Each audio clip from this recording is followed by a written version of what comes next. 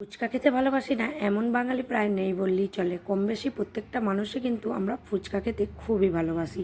আমি অতটা পছন্দ না করলেও তবে যে একদমই পছন্দ করি না সেটা কিন্তু নয়, খাই তবে ওই ইচ্ছা মতো।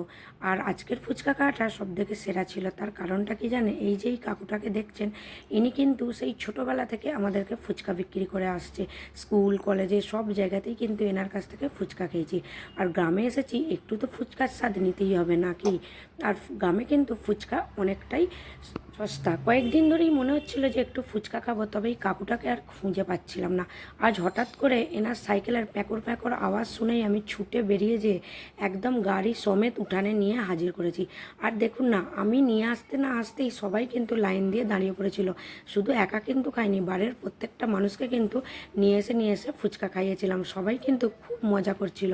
আরও বেশি মজা করছিল এই যে ভিডিওটা করছিলাম, এটা তো একটা স্মৃতি হয়ে থাকবে, তাই না? আর ওই ফুচকা কাকুরও মনে কিন্তু খুব আনন্দ হয়েছিল যে আমি তাকে ক্যামেরায় ক্যাপচার করছিলাম। আর এখানে কিন্তু 10 টাকার 8টা করে ফুচকা দিচ্ছিল। আর এই ফুচকাগুলো এত সুন্দর ছিল, বেশ মুচমুচে, আর আলু মাখাটা একদম সেরা ছিল। আর আমার মেয়ে দেখুন না, এইটা হচ্ছে ফুচকা প্রেমী যাকে বলতে পারেন। ও কিছু না হলেও 30-40 টাকার ফুচকা একাই খেয়ে ফেলবে।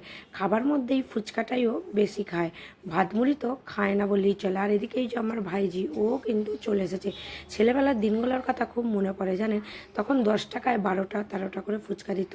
আর এখন তবুও গ্রামের দিকে 8টা দেয়, কিন্তু আমাদের ওদিকে 4টের বেশি আর দিতেই চায় না। 10 টাকার ফুচকা যেন সেই নাকে দেওয়া নস্যি, কোন দিক দিয়ে যে নাকে শুদ্ধি হয়ে যায় সে বুঝতেই পারি না।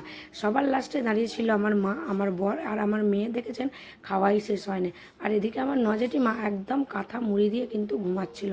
ঘুম থেকে টেনে তুলে নিয়ে এসেছিলাম ফুচকা খাওয়ানোর জন্য। ফুচকা খাওয়া কমপ্লিট হয়ে গেল এবং ফুচকা হলো তার প্যাকর প্যাকর আওয়াজ নিয়ে বাড়ির দিকে রওনা।